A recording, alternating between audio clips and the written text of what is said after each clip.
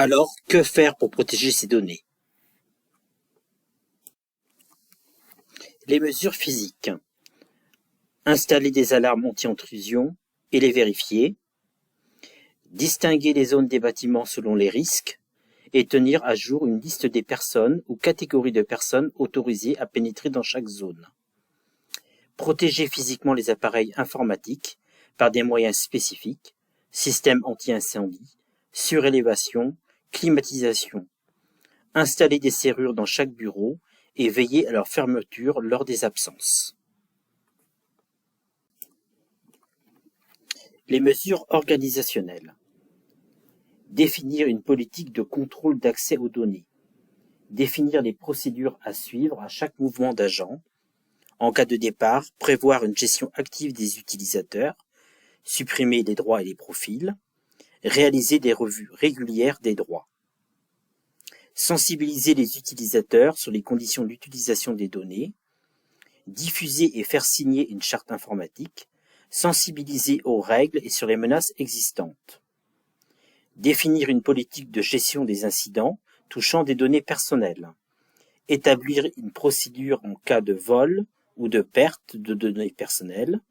Prévoir le ou les référents à saisir en cas d'atteinte à la confidentialité, l'intégrité et la disponibilité des données. Prévoir des audits de systèmes d'information. Établir un suivi de la mise en œuvre des mesures de cybersécurité.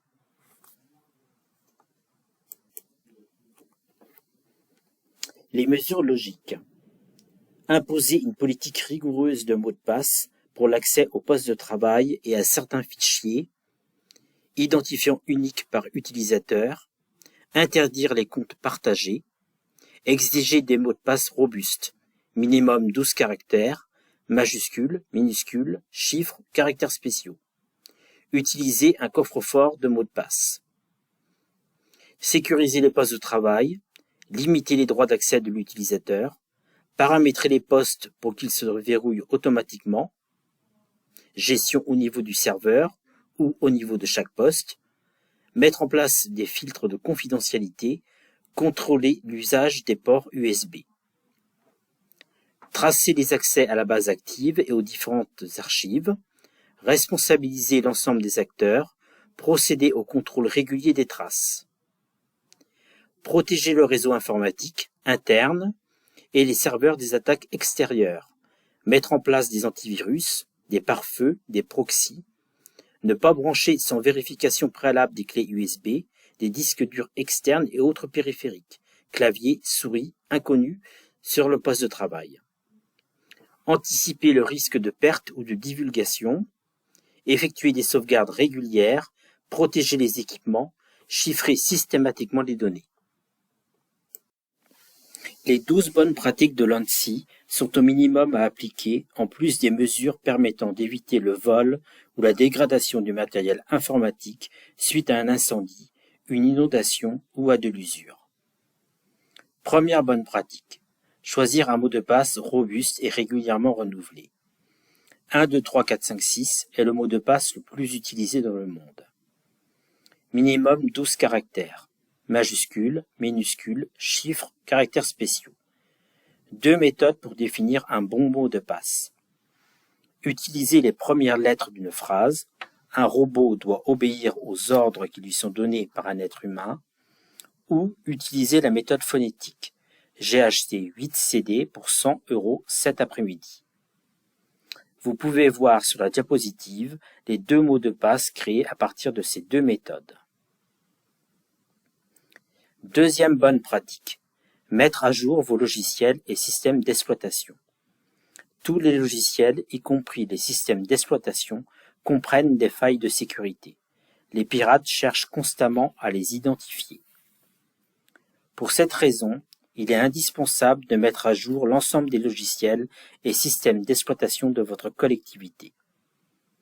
Notez aussi que certains logiciels et systèmes d'exploitation ne sont plus maintenus et ne bénéficient donc plus de mise à jour.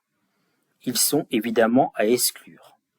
Enfin, ne vous procurez que des logiciels via les portails officiels des éditeurs pour vous éviter une faille de sécurité due à un logiciel corrompu. Troisième bonne pratique. Limiter les accès des utilisateurs au strict minimum. Déjà, ne réservez les comptes administrateurs qu'aux personnes qualifiées et pour des usages le nécessitant. Le reste du temps, il est préférable d'utiliser des comptes d'utilisateurs aux accès restreints. Pensez à désactiver ou à supprimer quand c'est possible les comptes qui ne sont plus utilisés. Quatrième bonne pratique. Réaliser des sauvegardes régulières. Avec des sauvegardes régulières, vous pourrez récupérer vos données en cas de dysfonctionnement de votre système d'information, intentionnel ou non. De nombreuses solutions de sauvegarde existent. Serveur NAS, bande magnétique, externalisation en data center. Et il peut être judicieux d'en posséder plusieurs en des lieux différents. Il est préférable de choisir un prestataire accessible disposant de data center dans votre pays. Il est important que les sauvegardes soient isolées du reste du système d'information pour ne pas être détruites en même temps que les données de production lors de l'attaque. Trop souvent, on constate que les sauvegardes sont impactées par l'attaque. Cinquième bonne pratique. Wi-Fi, clé USB, n'ouvrez pas la porte à n'importe qui. Si l'accès filaire au réseau reste le plus sécurisé, l'utilisation d'un point d'accès Wi-Fi peut s'avérer utile, voire indispensable. Assurez-vous que le mot de passe de votre borne d'accès suive un protocole de chiffrement WPA2 ou à défaut WPA-AES. En dehors de votre collectivité, n'utilisez que des réseaux Wi-Fi de confiance et utilisez un VPN de votre collectivité pour les Wi-Fi publics. Sixième bonne pratique. Ordinateur, téléphone, tablette, même combat. Ces terminaux sont aussi sensibles que des ordinateurs et très peu sécurisés de base. Ils sont donc des cibles potentielles. Soyez vigilants avec les applications que vous téléchargez et contrôlez les accès qu'elles demandent. Contacts, informations géographiques. Renforcez le déverrouillage de votre téléphone, schéma, code et activez le verrouillage automatique. Ne préenregistrez pas vos mots de passe. À l'instar des ordinateurs, effectuez des sauvegardes régulières sur un périphérique externe. Septième bonne pratique. Nomadisme. Faites rimer mobilité et sécurité. Les appareils nomades ajoutent un risque qu'il faut prévenir de diverses manières. Privilégiez un matériel dédié à l'extérieur, possédant des accès et des données restreintes. Sauvegardez les données en amont. Contre les menaces physiques, vous pouvez apposer un signe distinctif sur le matériel et utiliser un filtre de confidentialité. Ne vous séparez jamais de votre matériel. Si vous y êtes obligé, retirez la carte SIM et la batterie.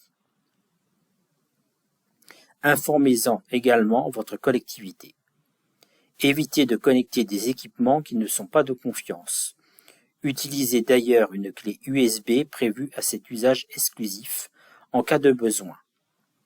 En revenant dans vos locaux, nettoyez vos données de navigation, mot de passe historique, et faites analyser votre appareil. Huitième bonne pratique. Messagerie, méfiez-vous des apparences. La messagerie est sans doute le moyen le plus efficace de réaliser une attaque informatique. De simples précautions peuvent la sécuriser. Contrôlez l'identité de l'émetteur et la cohérence de son adresse de messagerie avec son identité annoncée dans le mail. En cas de doute, n'hésitez pas à appeler l'entreprise en question. N'ouvrez que les pièces jointes des expéditeurs dont vous êtes certain de l'identité. Contrôlez aussi la taille et le format de la pièce jointe. Laissez votre souris sur les liens afin d'en afficher le contenu complet. Contrôlez ainsi leur cohérence avant de les ouvrir.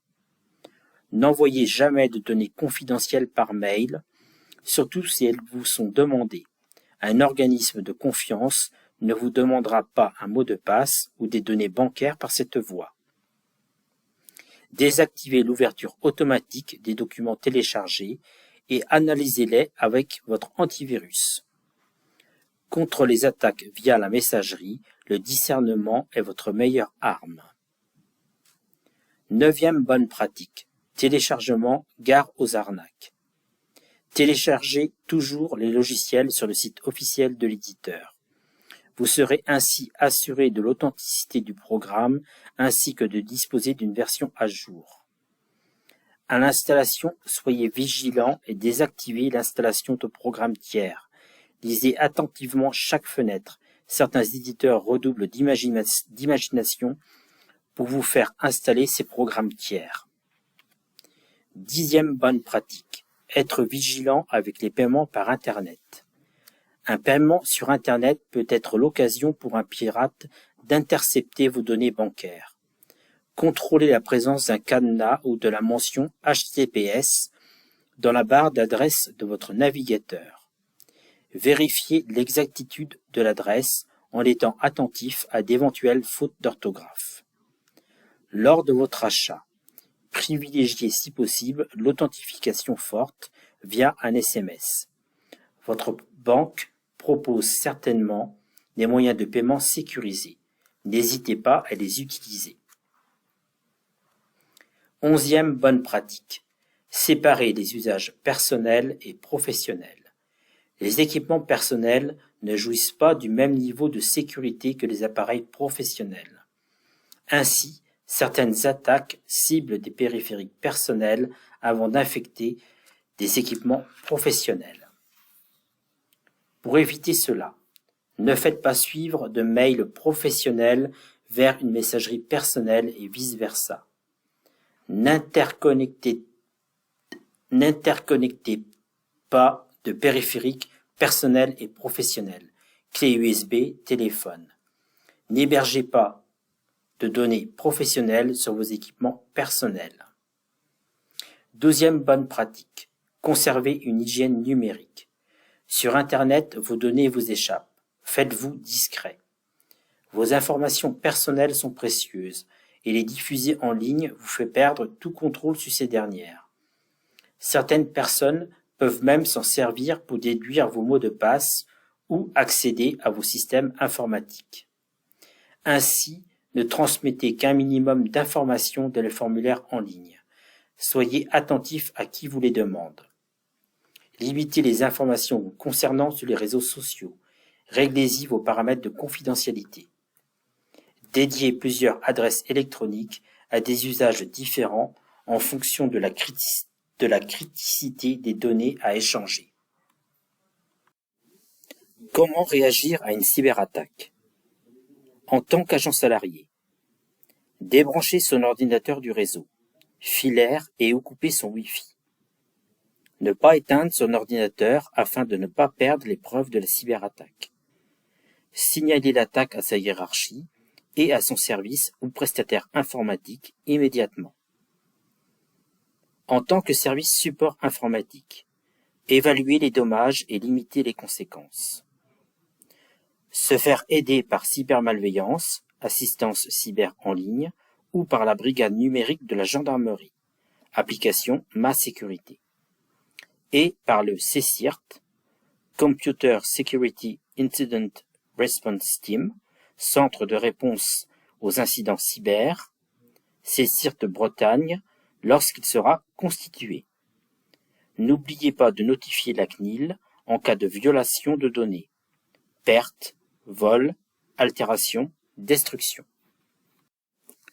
Vous pouvez également vous aider de l'affiche et des fiches réflexes élaborées par cybermalveillance face aux différentes cyberattaques.